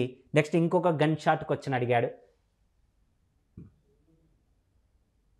జాతీయ కుటుంబ సర్వే 4 ప్రకారం 2015-16లో భారతదేశంలో మొత్తము సంతానోత్పత్తి రేటు వాస్తవానికి ఇప్పుడైతే 1.9 ఉంది. దాన్ని బట్టి ఆన్సర్ చేయొచ్చు. ఏది ఉందండి అంటే 2.2 అండి. 4th one is the correct answer. Fertility rate ఇచ్చాడు. Okay, 4th one is the correct answer. 4వది కరెక్ట్ ఆన్సర్గా చెప్పొచ్చు. గన్ షాట్ ప్రశ్న అండి ఇది కూడా. నెక్స్ట్ వన్, భారతదేశ జనాభా యొక్క ముతక మరణాల రేటుకు సంబంధించి క్రింది వాక్యాలలో ఏవి ఒప్పు. ఒకవేళ ముతక అనేది అర్థం కాలేదు, ఇంగ్లీష్లోకి పోండి, ఇంగ్లీష్లో చూసుకోండి. క్రూడ్ డెత్ రేట్ అని ఇచ్చాడు. 2014-19 మధ్య ముతక మరణాల రేటు ఇప్పుడు వచ్చిందే చూసుకోవటం కష్టంగా ఉంది సార్ అంటే 2014-19 డేటాది ఇచ్చాడండి. చూడండి, ముతక మరణాల రేటు 7 కంటే తక్కువగా ఉంది. ఓకేనండి. నెక్స్ట్ 2006 నుండి 11 మధ్య కాలంలో ముతక మరణాల రేటు 7 కంటే ఎక్కువగానే ఉంది. ఇది కూడా అనాలసిస్ బట్టే చేయొచ్చండి. వాస్తవానికి ఇప్పుడు ఎంత నడుస్తుంది? 6% కంటే తక్కువగా ఉంది కాబట్టి 2014-19 మధ్య ఇచ్చాడు కాబట్టి 7 కరెక్ట్గా ఉండవచ్చు. ఇది డౌట్ఫుల్ అండి. ఏ అయితే కరెక్ట్ ఆన్సర్. నెక్స్ట్ 2016-17లో 7 కంటే ఎక్కువగా ఉంది. బి కూడా కరెక్ట్ అని చెప్పవచ్చు. ఏ బి అనేటువంటివి 2 కూడా కరెక్ట్ ఆన్సర్స్గా చెప్పవచ్చు. 31 is a both are correct answers అండి, ఏ మరియు బి. నెక్స్ట్, జాతీయ కుటుంబ ఆరోగ్య survey national family health survey 5 2019-21 ప్రకారం శిశు మరియు నవజాత మరణాల రేటుకు సంబంధించి క్రింది వాక్యాలలో సరి అయినది గుర్తించండి అని ఇచ్చాడు. జాతీయ కుటుంబ ఆరోగ్య సర్వే 4 2015-16తో పోల్చినప్పుడు మరణాల రేటు, శిశు మరణాల రేటు అని ఇచ్చాడు. వాస్తవానికి 2015-16 సంవత్సరాలలో శిశు మరణాల రేటు ప్రతి 1000 మందిలో 40కి పైగా ఉన్నారండి. ఇప్పుడు లేటెస్ట్ డేటా ప్రకారం అయితే దాదాపుగా 35 వరకు వచ్చారండి. అంటే తగ్గినట్టే కదా, యాస్టీజ్గా ఉండొచ్చు కానీ రఫ్లుగా చెప్తున్నానండి. First option is the correct answer. Next, జాతీయ కుటుంబ ఆరోగ్య సర్వే 4 2015-16తో పోల్చినప్పుడు నవజాత శిశు మరణాల రేటు అని ఇచ్చాడు. ప్రతి 1000 మందిలో అని ఇచ్చాడు. ఇది మాత్రము తగ్గింది అని ఇచ్చాడు. 2 తగ్గిందనే ఇచ్చాడు. కానీ నవజాత శిశువుల రేటు పెరిగిందండి. మరణాల రేటు పెరిగింది. 29.5% ఉన్నటువంటిది ఇప్పుడు లేటెస్ట్ డేటా ప్రకారం అయితే 2019-21 సంవత్సరాలలో 29.9 వచ్చిందండి. అంటే ఏ ఆప్షన్ ఒకటే కరెక్ట్ అండి. 3rd one is a correct answer. 31 3rd one is a correct answer అండి. నెక్స్ట్ వన్, జాతీయ ఆదాయ అకౌంట్ భావనలో ప్రభుత్వ వ్యయము కంటే అధికంగా ఉన్న పన్ను రాబడిని ఏమని పిలుస్తారు? ఇది గన్ షాట్ క్వశ్చన్ అండి. In the national income accounting concepts any excesses of tax revenue over government spending is called అని ఇచ్చాడు. ప్రభుత్వపు లోటు కాదు, ప్రభుత్వ వ్యయము కాదు, ప్రభుత్వ వస్తువులు కాదు, ప్రభుత్వపు పొదుపు. గన్ షాట్ ఆన్సర్ అండి. Answer 4th one is the correct answer. Public saving. ఇది నాకు తెలిసి అందరూ చేస్తుండొచ్చు అని అనుకుంటున్నానండి, ఆన్సర్ చదివినటువంటి ప్రతి ఒక్క క్యాండిడేట్ కూడా. నెక్స్ట్, క్రింది భారతదేశ జనాభా పరమైన సూచనలను వాటి రేట్లతో జతపరచండి. చూడండి ఎలా ఇచ్చాడు. 2000 జనాభా పరమైన సూచి, డెమోగ్రఫిక్ ఇండికేటర్స్ ఇచ్చాడు, ఐఎంఆర్ ఇచ్చాడు, బర్త్ రేట్ ఇచ్చాడు, డెత్ రేట్ ఇచ్చాడు. 2020లో శిశు మరణాల రేటు ఇంతకుముందు చెప్పుకున్నామండి. 2020లో శిశు మరణాల రేటు 19.5 ఉంది. ఏ ఆప్షన్ 4thలో ఉండాలి? ఒక్కదాన్ని బట్టి ఆన్సర్ చేయగలుగుతామండి. First one is the correct answer. 2020లో జనన రేటు ఇంతకుముందు చెప్పాను 6 ఉంది, అందుకంటే ముందు 7 కంటే ఎక్కువగా ఇచ్చాడు అని ఇచ్చాడు కదా, అక్కడ దాన్ని బట్టే చెప్పొచ్చు. Answer B1 is the correct answer. 2020లో మరణాల రేటు 23.7 అని ఇచ్చాడు. ఓకే చూడండి, జతపరచమని ఇచ్చాడు. ఏకు 4 రావాలి, బికు 2 రావాలి, సికు 1 రావాలి. Option 1 is the correct answer. Option 1 is the correct answer అండి. Okay 33 is the answer. Next 34 మళ్ళీ రాష్ట్రాలకు సంబంధించింది ఇచ్చాడు. 2011 జనాభా లెక్కల ప్రకారం క్రింది రాష్ట్రాలను వాటి జనాభాతో జతపరచండి అని ఇచ్చాడు. నాగాల్యాండ్, అరుణాచల్ ప్రదేశ్, మిజోరాం, మేఘాలయ. ఇంతకుముందు అత్యధిక జనాభా ఉన్నటువంటి రాష్ట్రాలను చూసాం. అతి తక్కువ జనాభా ఉన్నటువంటి రాష్ట్రం ఏదండి? సిక్కిం. సిక్కిం ఉందా? ఇందులో లేదు. సిక్కిం తర్వాత ఏదండి అంటే మిజోరాం, తర్వాత అరుణాచల్ ప్రదేశ్. చూసుకోండి ఇక్కడ ఈ రెండింటిని బట్టి ఆన్సర్ చేయగలుగుతాము. మిజోరాం వస్తుంది 11 లక్షల మంది. సి ఆప్షన్లో 2 ఉండాలి. సి ఆప్షన్లో 2 ఉండాలి. దాన్ని ఒక్కదాన్ని బట్టి చెప్పొచ్చు. ఓకే నెక్స్ట్ అరుణాచల్ ప్రదేశ్ పోండి 14 లక్షలు. బి ఆప్షన్లో 4 ఉండాలి. Option 4th is the correct answer. ఒక 2 ఆప్షన్స్ని బట్టే ఈజీగా ఆన్సర్ చేయవచ్చండి. ఓకే నాగాల్యాండ్లో 20 లక్షల జనాభా సుమారుగా ఉందండి. 3. బి ఆప్షన్ కనుక చూసుకున్నట్లయితే అరుణాచల్ ప్రదేశ్లో 14 లక్షలు, మిజోరాంలో 11 లక్షలు, మేఘాలయలో 30 లక్షల మంది జనాభా గలరని ఇచ్చాడు. 4th one is the correct answer. Next one 35 భారత ప్రభుత్వ గణాంక మరియు పథకాల అమలు మంత్రిత్వ శాఖ విడుదల చేసిన ఓకే చూడండి భారత ప్రభుత్వ గణాంక మరియు ప్రభుత్వాల అమలు మంత్రిత్వ శాఖ విడుదల చేసిన 2వ అంతస్తు జాతీయ ఆదాయ అంచనాలు 2022-23 ప్రకారము కింది సంవత్సరాల స్థూల విలువ మదింపులో వ్యవసాయము మరియు అనుబంధ రంగాల యొక్క వాటా ప్రస్తుత ధరల్లో వాటిని ఆరోహణ క్రమంలో అమర్చండి అని ఇచ్చాడు. ఈ ప్రశ్న చూడండి ఎంత హార్డ్గా ఇచ్చాడు. అగ్రికల్చర్ సెక్టార్కి సంబంధించి 2022-23 ప్రకారం అండి మనకి ఇచ్చినటువంటి 2022-23 ఆర్థిక సర్వే ప్రకారం వ్యవసాయ రంగంలో వచ్చినటువంటి వృద్ధి రేటును బేస్ చేసుకుని ఇచ్చాడండి ప్రశ్న. ఓకేనండి ఇక్కడ కనుక చూసుకున్నట్లయితే దాదాపుగా అతి తక్కువ వృద్ధి రేటు 2022-23, 2021-22, 2020-21 అని ఇచ్చాడు. దాదాపుగా 2022-23లో ఒక్క పాయింట్ అండి, ఈ మూడిట్లలో హయ్యెస్ట్ గ్రోత్ రేట్ వచ్చింది ఈజీగా చెప్పొచ్చు. వాటా అత్యధిక వాటా అడిగాడు, వృద్ధి రేటు కూడా కాదు వాటా ఇచ్చాడు. అత్యధిక వృద్ధి రేటు మనకు కొద్దిగా ఆలోచన చేయండి. హయ్యెస్ట్ మనకు 2020-21 ఆర్థిక సంవత్సరాల్లో కరోనా టైంలో పారిశ్రామిక రంగంలో వృద్ధి రేటు తగ్గింది, సేవా రంగంలో వృద్ధి రేటు కూడా తగ్గింది. ఇండియాలో వాస్తవానికి వృద్ధి రేటు రుణాత్మకం నెగిటివ్ వచ్చింది. హయ్యెస్ట్ వచ్చింది ఏదండి అంటే అగ్రికల్చర్. ఈ 2021-22తో పోలిస్తే 21 బెటర్గా ఉంటుంది. ఇక్కడ ఏమని ఇచ్చాడు? ఆరోహణ క్రమం ఇచ్చాడు. చివరికి ఏ ఉండాలి చూసుకోండి. ఇందులో ఏ ఆప్షన్ అనేటువంటిది 1, 4 ఇది అనాలసిస్ కొద్దిగా ఆలోచన చేయండి.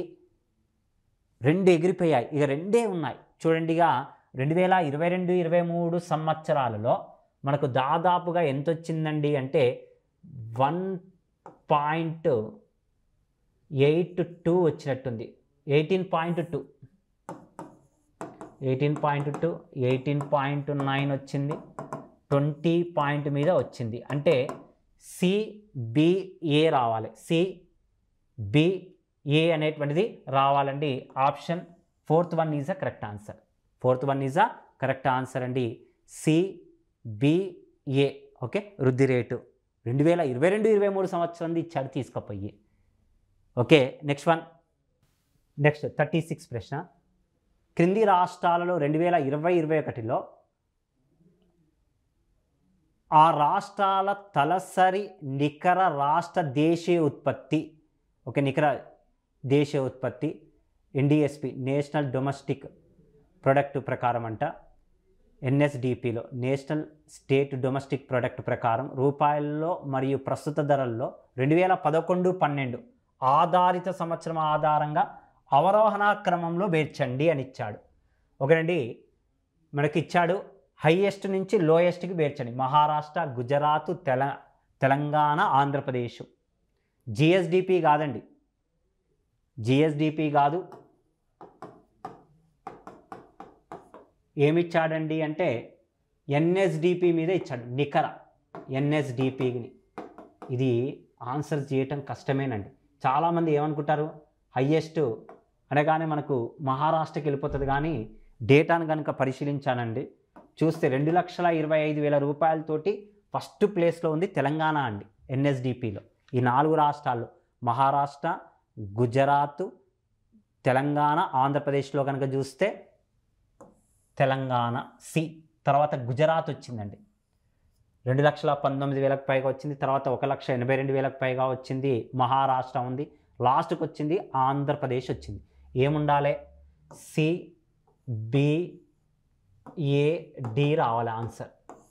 CBAD is a correct answer. Second one is a correct answer. Second one is a correct answer అండి. నెక్స్ట్ వన్,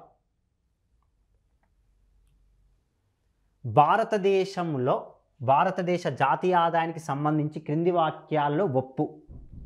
మొట్టమొదటి జాతీయ ఆదాయ అంచనాలను గణాంక పథకాల అమలు మంత్రిత్వ శాఖ తయారు చేసింది. ఓకేనండి, ఇంగ్లీష్లో చూసుకోండి ఒక్కసారి. First option, the first official estimation of the national income were prepared by the ministry of statistics programme implementation. కాదండి, ప్రోగ్రామ్ మనకు ministry of statistics programme implementation అనేటువంటిది 1999లో వచ్చింది. కాబట్టి first option is a wrong option.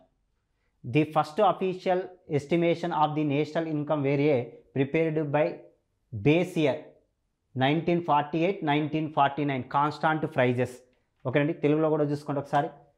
1956లో మొట్టమొదటి, B option, మొట్టమొదటి అధికారిక జాతీయ ఆదాయ అంచనాలను 1948-49 ఆధార సంవత్సరాల్లో తయారు చేశారని ఇచ్చాడు. ఓకే, ఏ ఆప్షన్ రాంగ్ అండి, బి ఆప్షన్ కరెక్టే. మొట్టమొదటిసారిగా 1948-49 సంవత్సరాల్లో మనకు తయారు చేయటం జరిగిందండి. అంటే ఏ ఆప్షన్ మొత్తం తీసేయండి, ఏ ఆప్షన్ ఉండొద్దు. ఇక ఈజీగానే చెప్పొచ్చండి.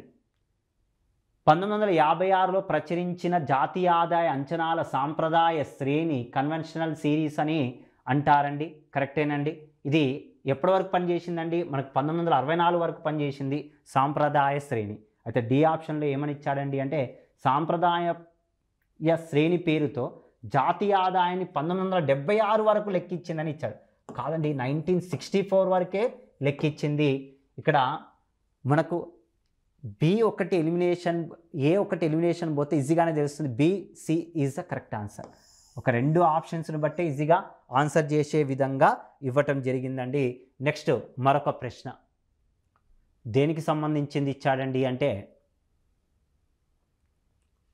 2021-22 4వ ముందస్తు అంచనాలతో, ఏ ఇయర్లో 2021-22 సంవత్సరాలలో 4వ 4వ ముందస్తు అంచనాల్లో భారతదేశంలో పంటల ఉత్పత్తికి సంబంధించి క్రింది వాక్యాల్లో ఏది సరి అయినది? పంట ఉత్పత్తులు ఇచ్చాడండి. 2021-22లో భారతదేశంలో పత్తి ఉత్పత్తిలో తెలంగాణ 3వ అతిపెద్ద ఉత్పత్తిదారుడు. కరెక్టేనండి. First option is the correct answer అండి. నెక్స్ట్ 2021-22లో భారతదేశంలో ఆహారపు ధాన్యాల ఉత్పత్తిలో ఉత్తరప్రదేశ్ అతిపెద్ద ఉత్పత్తిదారుడండి. ఆహారపు ధాన్యాల్లో హయ్యెస్ట్గా వస్తున్నది ఉత్తరప్రదేశ్. నెక్స్ట్ 2021-22లో భారతదేశంలో తెలంగాణలో అతిపెద్ద ఉత్పత్తి మొక్కజొన్న ఉత్పత్తిదారుడిగా ఉంది అని ఇచ్చాడు. మొక్కజొన్న ఉత్పత్తి కర్ణాటక ఉంటుందండి. మొక్కజొన్నలో హయ్యెస్ట్ వచ్చేది ఏదండి అంటే కర్ణాటక రాష్ట్రం. కర్ణాటక రాష్ట్రం అండి. మనకు ఉత్పత్తి పరంగా చూసుకున్నట్లయితే ఫస్ట్ 3 స్టేట్స్ కనుక చూసుకున్నట్లయితే చేసేటట్టుగా ఉంటుంది. నెక్స్ట్ 2021-22లో భారతదేశంలో గోధుమ ఉత్పత్తిలో మధ్యప్రదేశ్ 2వ స్థానంలో ఉంది అని ఇచ్చాడు. కరెక్ట్ ఆన్సరేనండి. ఇక్కడ కనుక చూస్తే ఏమని ఇచ్చాడు? సరి అయినవి ఏవి అని ఇచ్చాడు. A B D is the correct answer. A B D అనేటువంటిది కరెక్ట్ ఆన్సర్గా ఉండాలి. Option 3 is the correct answer. Option 3 is the correct answer. Next one, పంట ఉత్పత్తికి సంబంధించి ఇచ్చాడండి.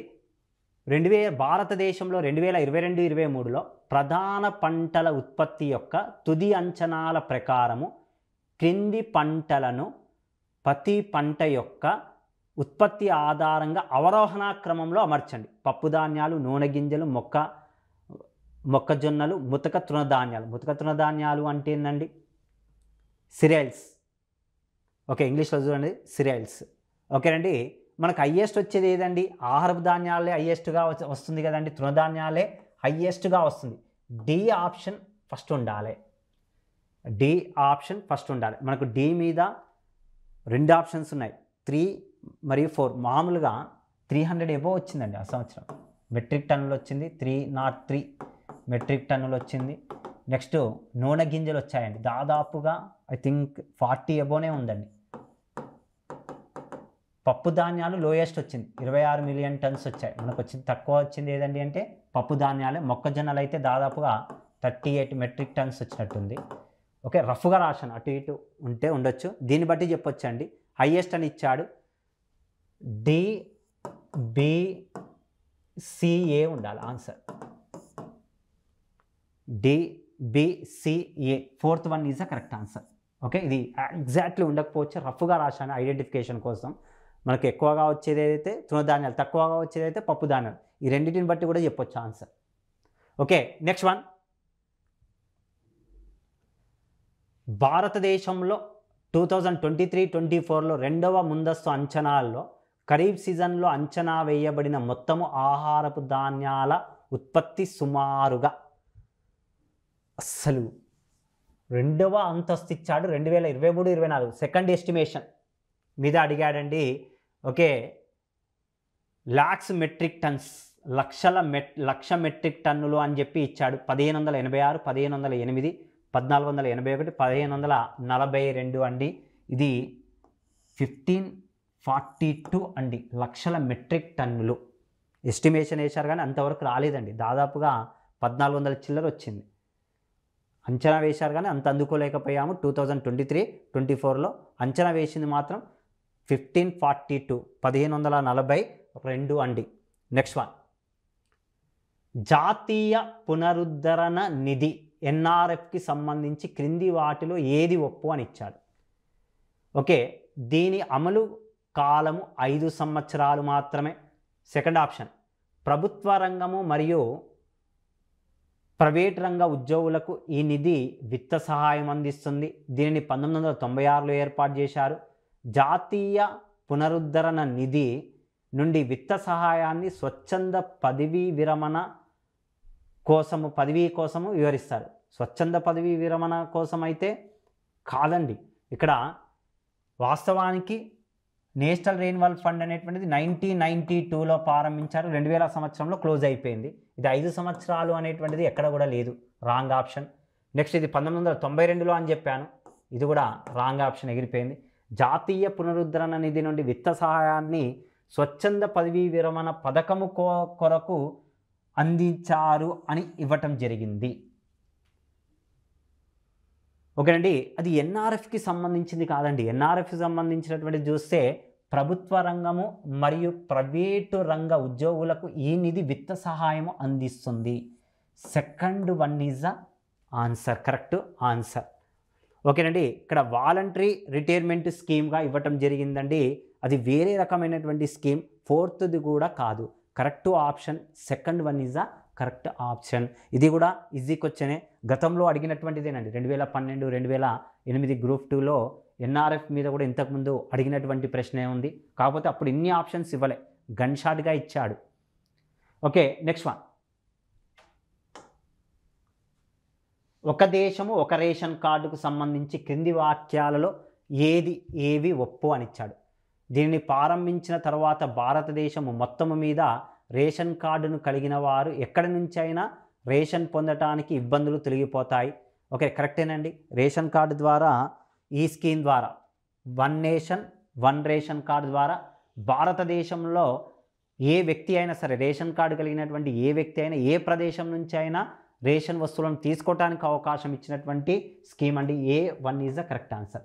కేంద్ర ప్రభుత్వం ఈ పథకాన్ని 2016లో అని ఇచ్చాడు. కాదండి, వాస్తవానికి పూర్తి స్థాయిలో అమల్లోకి వచ్చింది అయితే 2020లో. 2019లో ప్రయోగాత్మకంగా 4 రాష్ట్రాల్లో ప్రవేశపెట్టారు. 4 స్టేట్స్లో 2019లో ప్రవేశపెట్టారు. పూర్తి స్థాయిలో అయితే ఇండియా మొత్తం అమల్లోకి వచ్చింది ఎప్పుడండి అంటే ఆఫ్టర్ కరోనా తర్వాత 2020 నుంచి పూర్తి స్థాయిలో అమలు చేయటం జరిగింది. అంటే ఏ ఆప్షన్ ఒకటి మాత్రమే కరెక్ట్ అండి. Third one is a correct answer. Next one.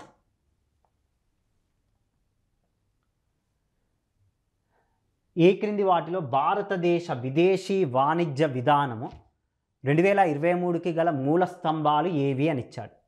సులభంగా వ్యాపారం చేయటము, సహకారం ద్వారా ఎగుమతులను పెంపు, ఉద్భవిస్తున్నటువంటి అంశాలు, దిగుమతి ప్రత్యామ్నాయము, ప్రోత్సాహక ఉపశమనము. వాస్తవానికి ఎగ్జిమ్ పాలసీలో దీనిలో దిగుమతి ప్రోత్సాహకం గురించి ఎక్కడ కూడా లేదండి. ప్రోత్సాహక ఉపశమనం ఉంది. ఉద్భవిస్తున్నటువంటి అంశాలు ప్రాంతాలను ఇచ్చాడు. సహకారం ద్వారా ఎగుమతుల పెంపు, సులభంగా వ్యాపారం చేయటం ఉంది, కానీ దిగుమతులకు ప్రత్యామ్నాయం అనేటువంటిది ఎక్కడ కూడా లేదు. 43 is ah D is the correct answer. ఎప్పటిది ఇచ్చాడండి పాలసీ అంటే 2023ది ఇవ్వటం జరిగింది, 2023ది ఇవ్వటం జరిగింది. నెక్స్ట్ డైరెక్ట్ ప్రశ్న అడిగాడు. ఇది ఈజీగా చేయొచ్చండి. భారతదేశంలో పారిశ్రామిక ఉత్పత్తి సూచి దీనిని ఆధారంగా నిర్మిస్తారు. పారిశ్రామిక ఉత్పత్తి సూచి, ఇండస్ట్రియల్ ప్రొడక్షన్ ఇండెక్స్ గురించి ఇవ్వటం జరిగిందండి. ఇండెక్స్ ఆఫ్ ఇండస్ట్రియల్ ప్రొడక్షన్ గురించి ఇచ్చాడు. క్వార్టర్లీ త్రైమాసికము, వార్షికము ఇయర్లీ అని ఇచ్చాడు, వారమని ఇచ్చాడు, నెలవారీ అని ఇచ్చాడు. ఇది గన్ షాట్ అండి. ప్రతి నెల 12వ తేదీన అనౌన్స్మెంట్ చేస్తుంది ఎవ్రీ మంత్. ఒకవేళ 12th రోజు సెలవు వచ్చింది అనుకోండి, నెక్స్ట్ డే అనౌన్స్మెంట్ చేయడం జరుగుతుంది. Answer fourth one is a correct answer. Fourth one is a correct answer. Next one. 15వ ఆర్థిక సంఘానికి సంబంధించి క్రింది వాక్యాలలో సరి అయినవి గుర్తించండి. ఏవి ఒప్పు అని ఇచ్చాడు. 15th ఫైనాన్స్ కమిషన్ 15వ ఆర్థిక సంఘము. ఓకే, ఎన్కే సింగ్ది రిపోర్ట్ మీద ఇచ్చాడు. సమాంతర పన్ను పంపిణీకి సంబంధించి ఆదాయ దూరము ప్రమాణానికి ఇన్కమ్ డిస్టెన్స్ సిరియేషన్ 40% కంటే ఎక్కువ ప్రాధాన్యత ఇవ్వటం జరిగింది. ఓకేనండి, 45% ఇచ్చాడు కాబట్టి కన్సిడర్ చేయొచ్చు. 40% కంటే ఎక్కువ ఇచ్చాడు, 45% ఇచ్చాడు, కరెక్టే. సమాంతర పన్ను పంపిణీకి సంబంధించి పన్ను మరియు కోశ ప్రయత్నాలలో 3 కంటే తక్కువ ప్రాధాన్యత, ఇది మన గ్రూప్ 4లో కూడా అడిగాడు. 3 కంటే తక్కువ అని ఇచ్చాడు, అంటే 2.5% ఇవ్వటం జరిగింది. అతి తక్కువగా వచ్చింది, అతి ఎక్కువగా వచ్చిందేమో ఇన్కమ్ డిస్టెన్స్కి, అతి తక్కువగా వచ్చింది దేనికండి అంటే పన్ను మరియు కోశ ప్రయత్నాలకు ఇచ్చాడు. ఈ రెండు కూడా కరెక్ట్ ఆన్సర్స్ అండి. ఏబి. సి రంగరాజన్ ఈ ఆర్థిక సంఘం, సి రంగరాజన్ 12వ ఆర్థిక సంఘానికి చైర్మన్గా ఉన్నాడండి. ఇక్కడ 15వ ఆర్థిక సంఘం chairman NK Singh, wrong option. Next, ఈ ఆర్థిక సంఘం యొక్క సిఫారసుల కారము 2021 నుంచి 26 మధ్యలో ఉందండి. 2022 28 కాదు. సిడి తీసేయండి, ఏబి మాత్రమే కరెక్ట్. Next one. భారతదేశ సాధారణ రాష్ట్రాల సగటు సొంత పన్ను రాబడి, ఓకే, 2018-21 సగటులో ఈ క్రింది పన్నుల వాటా ఆధారంగా కింది పన్నులను ఆరోహణ క్రమంలో అమర్చండి. ఓకే అండి, ఇది కూడా డేటా బేస్డ్ క్వశ్చనే ఇచ్చాడండి మనకు. ఇది ఆర్థిక సర్వే బుక్లో ఉన్నటువంటి ప్రశ్నని ఇచ్చాడు. మనకు హయ్యెస్ట్గా వచ్చేది సింపుల్గా చెప్పండి, ఆరోహణ అడిగాడు, అంటే కింది నుంచి పైకి. హయ్యెస్ట్గా వస్తున్నది ఏదండి అంటే ఈజీగా చెప్తారు, స్టేట్ జిఎస్టీ ద్వారా అత్యధిక రాబడి వస్తుంది. అంటే ఏ ఆప్షన్ చివరికి ఉండాలి చూడండి, ఈ రెండు కూడా ఉన్నాయి. ఆ తర్వాత హయ్యెస్ట్గా వస్తున్నది ఏదండి అంటే అమ్మకపు పన్ను ద్వారా అండి. అమ్మకపు పన్ను ద్వారా. లాస్ట్కు మోటార్ వాహనాల ద్వారా అతి తక్కువగా వస్తుందండి. అంటే DBCA is the correct. Highest వస్తున్నది ఏదండి అంటే ఎస్జిఎస్టీ. లోయెస్ట్గా వస్తున్నది ఏదండి అంటే మోటార్ వాహనాలు. అడిగింది ఏంటండి ఆరోహణ క్రమం, కింది నుంచి పైకి అడిగాడు. DBCA is the correct answer. Next one, మరొక ప్రశ్న, కోశ బాధ్యత. ఇది కూడా కోశ బాధ్యత మరియు బడ్జెట్ నిర్వహణ ఎఫ్ఆర్బిఎం చట్టానికి సంబంధించి క్రింది వాక్యాలలో ఏవి ఒప్పు కావు? ఇంగ్లీష్లో చూసుకోండి జాగ్రత్తగా. నాట్ ట్రూ అని ఇచ్చాడు, కరెక్ట్ కానిది గుర్తించాలి. కరెక్ట్ అనేవి అని చెప్పుకోవద్దు, జాగ్రత్తగా చదువుకోండి. ప్రశ్న ఒళ్ళు దగ్గర పెట్టుకొని చదువుకోవాల్సిందే. ఈ చట్టం జూలై 5, 2004 నుండి అమల్లోకి తీసుకొచ్చింది.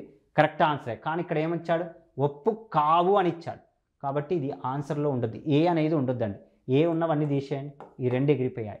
నెక్స్ట్, ఈ చట్టాన్ని భారత ప్రభుత్వము 2002లో ప్రకటించింది. కాదండి, 2003లో.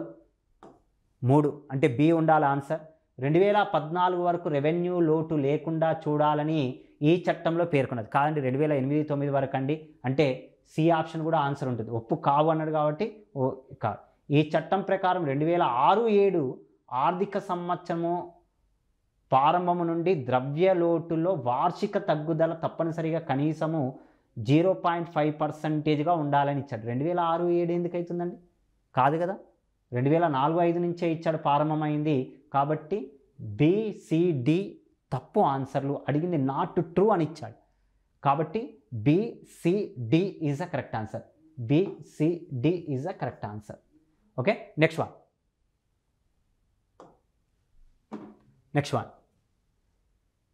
ఓకే, జతపరచుమని ఇచ్చాడండి.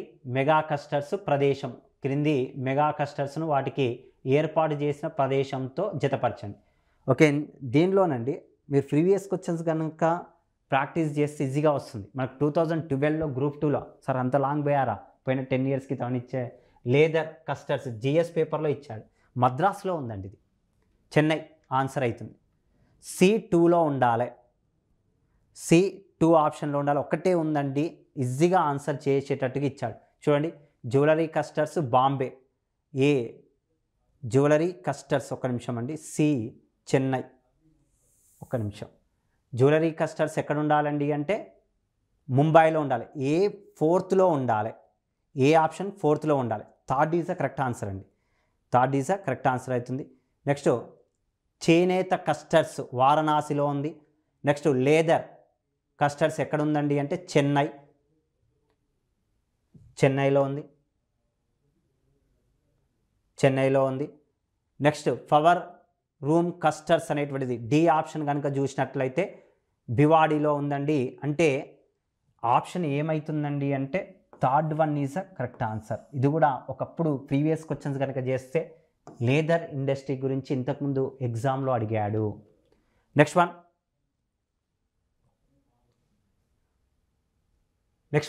భారతదేశంలో సూక్ష్మ, చిన్న తరహా మరియు మధ్య తరహా ఎంఎస్ఎంఈలకు సంబంధించి క్రింది వాక్యాలలో ఏవి ఒప్పు?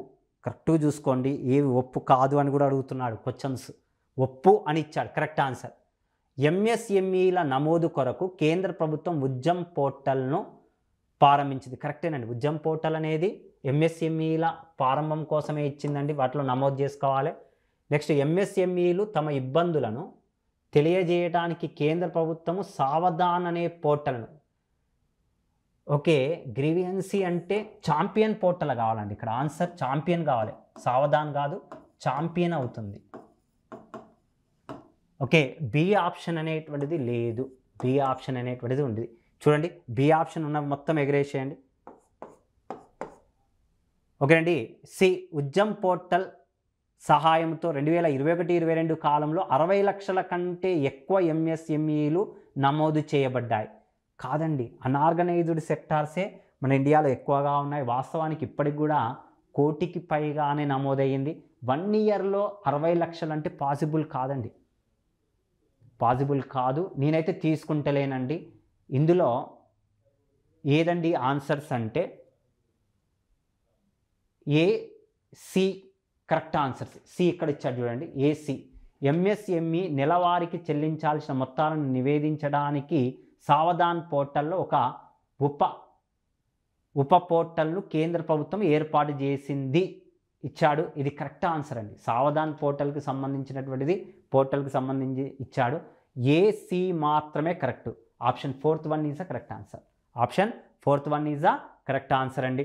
నెక్స్ట్ వన్, ఇండియన్ ఎకానమీలో చివరిగా వచ్చినటువంటి ప్రశ్న గురించి డిస్కషన్స్ చేద్దాం. క్రింది అభివృద్ధి విత్త సంస్థలను అవి స్థాపించిన సంవత్సరాల ఆధారంగా అమర్చుము అని ఇచ్చాడు. IDBI, industrial development bank of India, next IIBI, industrial, second option industrial investment bank of India, ICICI, industrial credit investment corporation of India, IFCI, industrial finance corporation of India. మన భారతదేశంలో మొట్టమొదటిసారిగా ఏర్పాటు చేయబడిన విత్త పరిశ్రమలకు విత్త సహాయం అందించడానికి 1948లో 1948లో ఐఎఫ్సిఐను ఢిల్లీలో ఏర్పాటు చేయడం జరిగింది. నెక్స్ట్ ఐసిఐసిఐ 1955లో ఏర్పాటు చేశారు.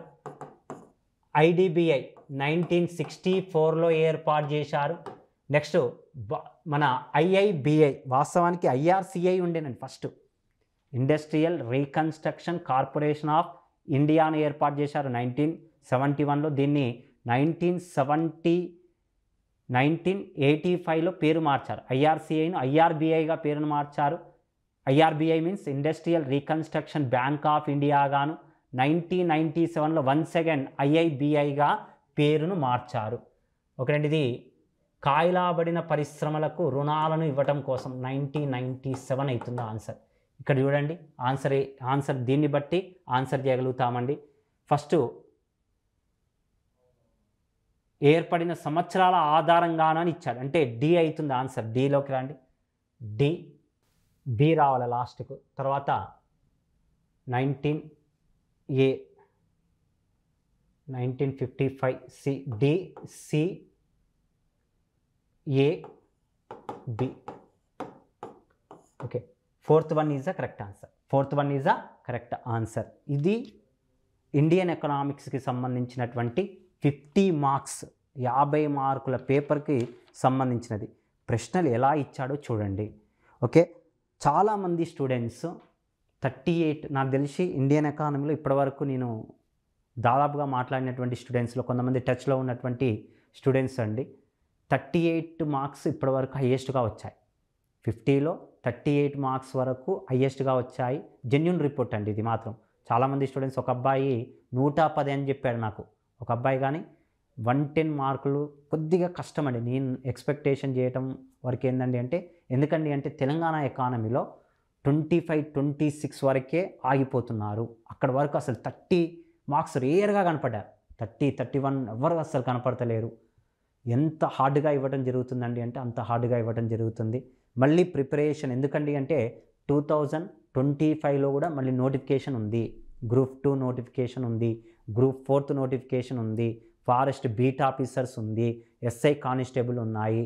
ఎవరు ఏ ఎగ్జామ్స్ ప్రిపేర్ అవుతున్నారో వాళ్ళు ఈ క్వశ్చన్ పేపర్ను బట్టి డిసైడ్ చేసుకొని మీ ప్రిపరేషన్ కొనసాగించండి. ప్రాపర్ ప్లానింగ్, గైడెన్స్ పక్కాగా ఉండాలి. ఉంటేనే మనము పోటీ పరీక్షల్లో సక్సెస్ఫుల్ అవుతాము. ఓకే, తెలంగాణ ఎకానమీ గురించి మరొక క్లాస్లో డిస్కషన్స్ చేద్దాం.